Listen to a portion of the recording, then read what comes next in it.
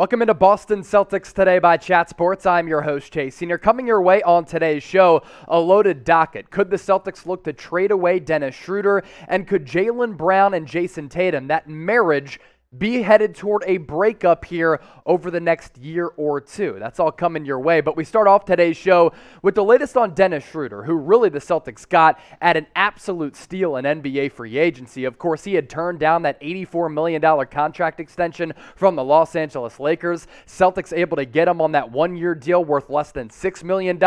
He's been worth every penny to start this NBA campaign. This report coming from Shams Charania of The Athletic and Stadium. He said this: rival teams expect the Celtics to be open to talks around guard Dennis Schroder, who inked a one-year deal with Boston in the offseason, but has had a strong season that likely prices him out of a potential re-signing with the Boston Celtics. And Shams talks about the numbers that Dennis Schroder has been able to put up this year. He's been really good, whether he's been a starter or coming in off the bench. And I kind of like that versatility for the Celtics lineup under head coach Ime Udoka, who I think has had a pretty good rookie season as a head coach. But Dennis Schroder, a very, very solid season, and I think has been much better this year than he was last year with the Los Angeles Lakers. It is not easy to play alongside LeBron James and Anthony Davis. And you might say, well, I mean, he's still playing alongside a superstar in Jayson Tatum, and the Celtics, of course, have Jaylen Brown as well. Different players and a different level of pressure as well. As far as what Schroder's been able to do this year, he can get to the hoop, he can put the ball on the basket in half-court sets. He's still quick enough to get to the cup, but in transition, that's where he can thrive as well. 17 points per game this year, dishing out around 5 dimes per night, shooting around 44% from the floor, which is pretty solid for him, and he's never been the most proficient and elite three-point shooter. For him to knock down around 34% of his three-point attempts, you'll take that any day of the week because he's always been somewhat of an inconsistent shooter from beyond the arc. This has been a great value deal for Boston, and it's really paid massive dividends because they are bereft of that true point guard presence. Dennis Schroder has been able to fill that. I never really got Marcus Smart moving forward as the starting point guard for this team. Schroder has been able to alleviate some of those concerns for me, but not only is he a great value deal for the Boston Celtics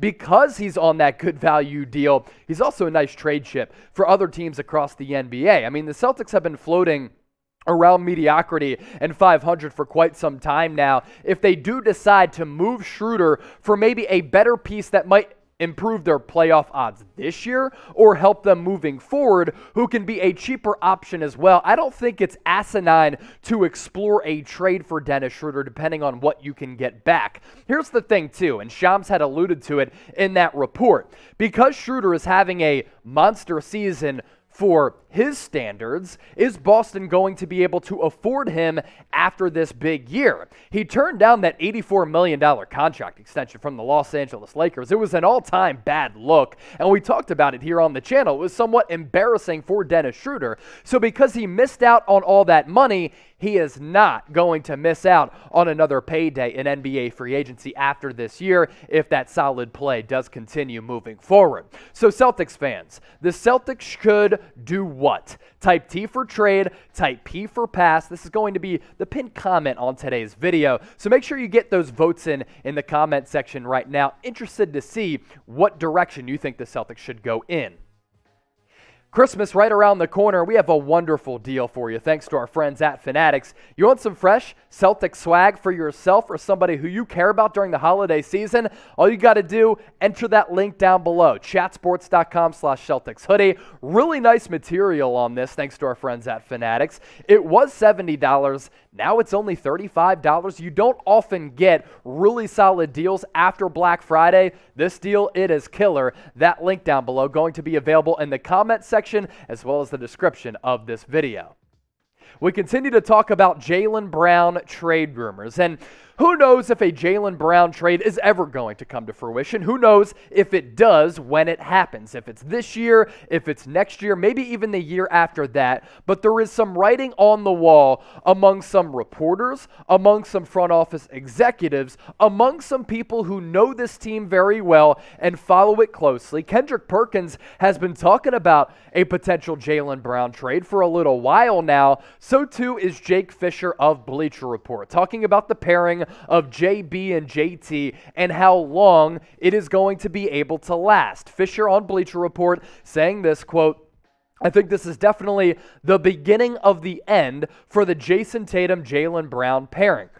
I don't know if it will get broken up this season, but I think sometime in the next 12 to 18 months, we're really going to start to hear about these conversations about the future of Boston with Jaylen Brown heading out of the door." Now, there is no question that JT and JB are both great players. I'd say they're two of the top wings in the NBA. Of course, you side with Jayson Tatum as a borderline top 10 players, and I've said this here on Boston Celtics Today. Some nights, some games, Jayson Tatum is a top 10 guy, but there has been long enough sample size that shows that the pairing isn't always conducive to winning in a consistent fashion. And man, Jayson Tatum has been going off over the last 6 games, some of those performances without Jaylen Brown, and really their on-court style, their on-court fit doesn't always fit, and it does clash at times because they have similar games and they play similar positions. It's almost like after we saw Steph Curry and Klay Thompson light the league on fire and change the complexion of the game forever, that we looked at two guards as the way to go moving forward, and two players of the similar ilk, the similar gene, the similar position, as a way to kind of just make it work, throw it onto the floor, and you'll win a lot of games. It didn't happen for Damian Lillard and CJ McCollum, and it hasn't happened for the Boston Celtics with Jaylen Brown as well as Jayson Tatum. We just popped up the numbers of what JT has been able to do over the last 6 games. 40-point burgers. He's gone off for 30-plus points.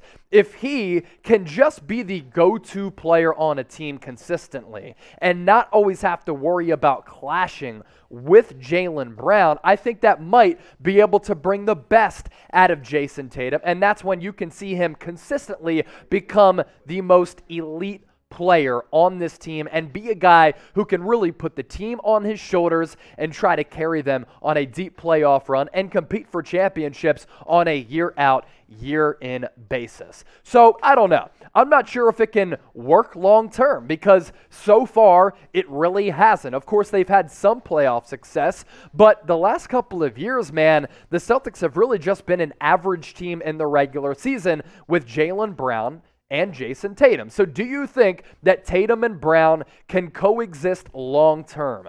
That is my final question for you. Think about it, and then once you do that, get those votes in the comments section. Thanks for watching today's show, and once again, you want that fresh Celtics hoodie, it's chatsports.com/Celtics hoodie.